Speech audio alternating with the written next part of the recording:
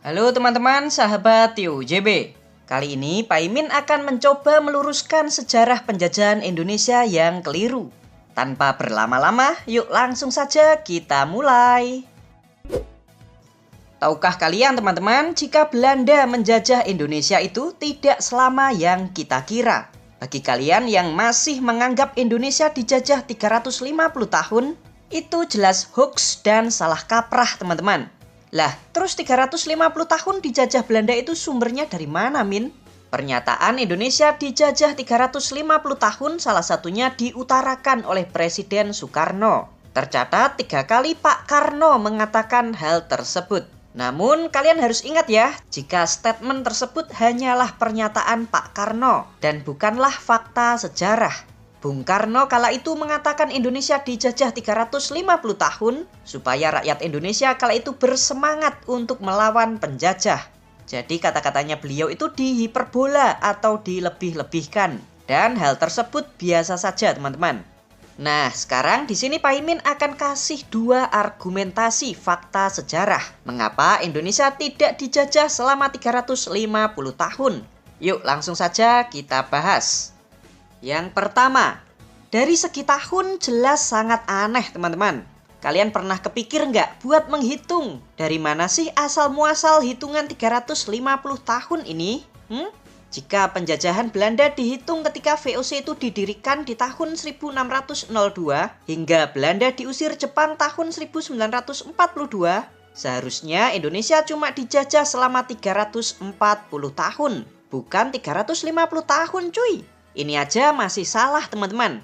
Sebab di tahun 1806 hingga 1811 Belandanya itu hilang. Loh, hilang kemana Min? Kala itu Belanda hilang karena dijajah oleh Perancis teman-teman. Sebagai buktinya, Perancis mengirim utusannya ke Jawa. Orang ini yang bernama Herman Willem Daendels pada tahun 1808. Orang inilah yang nantinya membangun jalan Post Road atau jalan raya dari Anyer ke Panarukan sepanjang 1000 km. Hari ini kita menyebutnya sebagai Jalan Pantura. Daendels juga membangun kota Bandung. Makanya Bandung dijuluki sebagai Paris van Java. Kenapa Paris? Ya karena yang membangun itu pemerintah Perancis teman-teman. Setelah lepas dari Prancis, pada tahun 1811, Nusantara diduduki oleh Inggris selama 5 tahun. Ini artinya, Nusantara dikuasai oleh Prancis dan Inggris, totalnya itu 10 tahun, dari tahun 1806 sampai 1816. Lalu dikurangi 340 tahun, itu artinya kita dijajah oleh Belanda cuma 330 tahun saja teman-teman. Pasti ada yang protes kayak gini. Hitungannya bukan dari pendirian VOC Min, tapi sejak kedatangan orang Belanda pertama ke Nusantara yang bernama Cornelis de Houtman. Oke, kita bahas yang ini. Cornelis de Houtman datang ke Nusantara dan mendarat di Banten pada bulan Juni 1596. Pertanyaannya, apakah orang ini menjajah? No. Cornelis kala itu niatnya cuma dagang sama Kesultanan Banten. Tapi karena di depan Sultan Banten itu gayanya itu petentang-petenteng, akhirnya memicu perang antara armada Cornelis de Houtman melawan Kesultanan Banten. Cornelis kala itu kalah telak teman-teman. Ia lalu ditangkap dan disiksa dulu sebelum akhirnya diusir dari Banten. Tuh. Lalu di pelayarannya yang kedua di tahun 1599 Cornelis itu datang lagi ke Nusantara. Namun kali ini ia nggak mau lagi datang ke Banten karena sudah trauma. Kali ini ia datang ke Aceh. Karena gayanya yang masih petentang-petenteng nggak sopan, Aceh pun nggak terima. Cornelis de Houtman ditantang 2-1 melawan wanita yang bernama Malahayati. Wanita ini nggak sembarang wanita teman-teman, melainkan beliau menjabat sebagai Laksamana Angkatan Laut Kesultanan Aceh. Dengan memakai senjata rencong, Cornelis de Houtman dibacok hingga kepalanya nyaris putus. Dan ia pun tewas.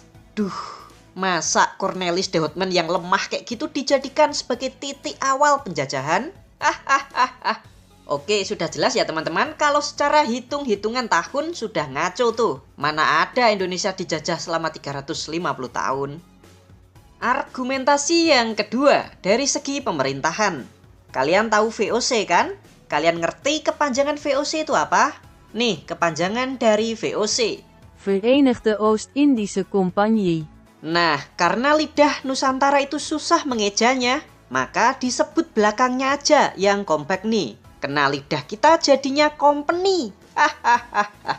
Tahukah kalian jika company atau VOC ini bukanlah sebuah negara, melainkan sebuah perusahaan yang dibuat oleh orang-orang Freemason?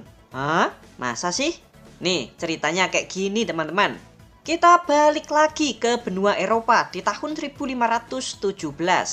Kala itu ada seseorang dari Jerman yang bernama Martin Luther. Orang ini berpendapat jika gereja Katolik sudah menyimpang dari ajarannya nggak kayak dulu. Ia lalu menulis 95 alasan. Nah, bertepatan dengan itu pula mesin cetak ditemukan. Sehingga tulisan Martin Luther ini pun menyebar dengan sangat cepat. Terutama di negara-negara Eropa. Heboh dong teman-teman. Dan semenjak itulah Kristen Protestan pun lahir, memisahkan diri dari Katolik Roma.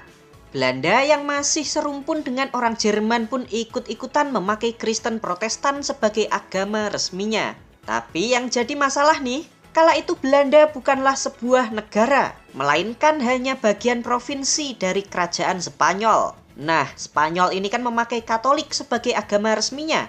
Karena perbedaan keyakinan itulah, Spanyol pun memandang Belanda sebagai kafir karena telah murtad keluar dari ajaran agama Katolik. Mereka pun akhirnya berperang teman-teman. Perang antara Belanda dan Spanyol ini dimulai pada tahun 1568. Jadi saat itu keadaannya itu sangat kacau. Nah, saat peperangan inilah Freemason menemui pimpinan dari Belanda. Mungkin kayak gini percakapannya. Enda, lu perang sama Spanyol ya? Iya, susah banget tuh ngalahin Spanyol. Gue ada ide nih, supaya lu bisa memenangkan perang ini. Gimana caranya, bos? Gini, gue dapat bocoran nih dari pelaut Portugis. Ada tuh kepulauan yang lokasinya di balik India yang sangat kaya. Sumber daya alamnya juga sangat melimpah. Tanahnya juga sangat-sangat subur. Tapi masyarakat di sana itu gampang diakalin, mudah kena hoax. Lu modalin gue buat kesana. Ntar kita bagi hasil. Dijamin kita kaya ndah. Tapi uang dari mana, bos? Gua kan posisinya lagi perang sama Spanyol. Aduh, gimana ini? Mana gue juga miskin, gak ada tabungan. Ya udah gini aja ndah. Gue kasih solusi yang lain. Apaan tuh? Lu nggak usah keluar uang deh. Gue pakai uang pribadi aja buat kesana. Nah, kalau sudah untung nanti gue bagi hasil ke lu. Hah? Emang bisa begitu? Bisa dong. Tapi ada syaratnya nih, gampang. Apaan, Son? Lu cukup kasih gue kewenangan buat bikin pasukan sendiri, bikin benteng sendiri, bikin mata uang sendiri, dan gue juga minta hak buat hubungan diplomasi sama negara lain. Pokoknya, hak-hak yang sebuah negara itu memiliki, gue juga harus punya. Oke. Belanda pun menyanggupi permintaan Freemason ini, teman-teman. Ya mau gimana lagi, mereka kan kepepet. Dan dibuatlah yang namanya hak oktroy, yaitu hak bikin tentara, cetak uang sendiri, hak monopoli, dan lain sebagainya. Setelah dapat hak oktroy ini, Freemason lalu mendirikan sebuah perusahaan yang bernama VOC pada tahun 1602 dengan kantor pusatnya berada di kota Amsterdam. Dari sini sudah paham ya teman-teman, kalau VOC ini bukanlah pemerintah negara Belanda, melainkan perusahaan yang dibuat oleh Freemason untuk mencari uang di Nusantara. VOC kerjasama dengan kerajaan-kerajaan dan bupati-bupati di Nusantara. Mereka itu nggak peduli dengan kebijakan dalam negeri di Nusantara. Mereka cuma menginginkan hak monopoli perdagangan rempah-rempah dan uang. Alah, bohong lu Min. VOC itu jelas-jelas menjajah. Tidak teman-teman, yuk kita lihat contohnya. Salah satunya adalah perjanjian Bongaya antara VOC dengan kerajaan Goa. Di situ tertulis jika VOC hanya ingin memonopoli perdagangan rempah-rempah. Serta kerajaan Goa merupakan negara yang berdaulat. Tuh, jelas kan? Berkat VOC inilah Belanda benar-benar dibuat kaya raya teman-teman. Dan terbukti akhirnya mereka bisa mengalahkan Spanyol di tahun 1648. Nah, sejak saat itulah Belanda baru secara resmi merdeka dari Spanyol dan diakui sebagai negara yang berdaulat. Tahukah kalian teman-teman jika VOC adalah perusahaan pertama di dunia yang IPO atau menjual sahamnya ke masyarakat luas? Ini nih bentuk sahamnya VOC. Nah, berkat VOC inilah Belanda menjadi salah satu negara terkaya di Eropa kala itu, teman-teman. Sayangnya Belanda tidak mengawasi VOC dengan baik. Kedisiplinan VOC juga tidak dijaga, sehingga di akhir tahun 1700-an, pegawai-pegawai VOC di Nusantara melakukan korupsi besar-besaran. Bahkan, korupsinya jauh lebih besar daripada yang mereka setorkan ke pemerintah Belanda. VOC pun akhirnya resmi dibubarkan pada tanggal 31 Desember 1799. Setelah VOC pergi dari Nusantara, Belanda lalu menamai wilayah Nusantara sebagai Hindia Belanda pada tahun 1800. Sekarang sudah jelas ya teman-teman kalau VOC bukanlah sebuah negara, melainkan hanya perusahaan dagang. Mereka cuma ingin memonopoli jalur perdagangan rempah-rempah dan tidak mencampuri kebijakan dalam negeri di Nusantara. Jadi VOC kala itu cuma memegang raja-raja atau bupati-bupati penguasa di Nusantara untuk bekerja sama. VOC juga tidak menduduki seluruh wilayah yang kita kenal sebagai Indonesia. Nih, peta wilayah VOC di tahun 1790. Warna merah yang ini merupakan wilayah kendali VOC. Terus yang oranye-oranye ini merupakan wilayah kerajaan lokal yang bekerja sama dengan VOC. Yang warna pink ini atau kota Bengkulu dikuasai oleh Inggris sejak tahun 1685. Warna hijau ini adalah wilayah koloni Portugis. Kalau sekarang menjadi negara Timur Leste.